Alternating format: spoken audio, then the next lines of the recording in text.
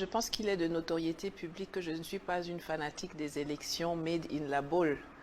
Et ce qu'on voit au Cameroun, c'est vraiment les élections décrétées selon le modèle décrété par François Mitterrand à l'époque, dans toute sa laideur, dans toute sa turpitude. Je ne considère pas qu'il y a eu des élections au Cameroun.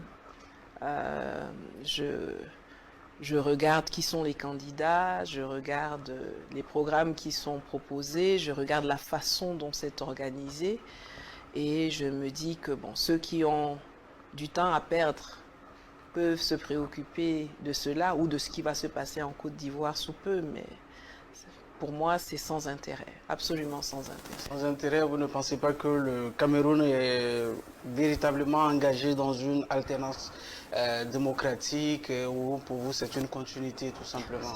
C'est une continuité affichée. Je veux dire que ce soit M. Biya qui continue ou que ce soit M. Chiroma qui prenne. Chiroma, ça fait 20-25 ans. Il a été le porte-parole, le défenseur acharné de ce régime. Il l'a quitté il y a même pas 2 mois, prétextant que maintenant il est le changement. Mais quel changement? Il y a 2 mois et demi, il défendait encore ce régime. Il en a défendu les actes les plus pires. Il les a assumés, il les a endossés. Donc voilà, si on veut le changement, bon, on choisit autre chose. Même une contestation au niveau des populations, est-ce que pour vous, vous ne pensez pas que c'est aussi un bon signe? C'est un peuple qui aspire à un changement véritable au niveau du Cameroun. Bon, si le peuple aspirait à un changement véritable, ce n'est pas derrière Issa Chiroma qu'ils iraient. Donc non, non, je vois des gens qui soit sont très naïfs, soit se font leurrer.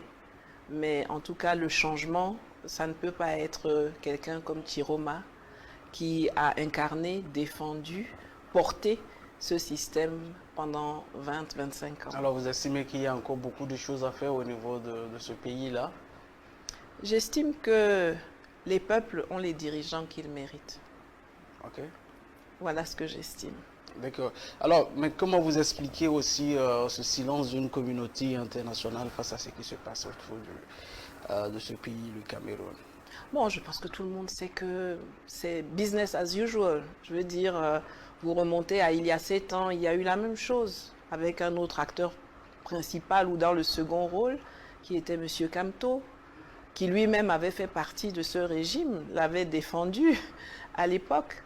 Et puis, bon, il y a des gens qui sortent des urnes en affirmant qui acceptent d'abord de participer à cette mascarade électorale, vont se présenter devant le peuple, sortent des urnes sans pouvoir ramasser de PV, et puis arrivent en proclamant qu'ils sont élus, et quand ils arrivent devant la Cour constitutionnelle, sont dans l'incapacité de donner des PV qui attestent de leur élection.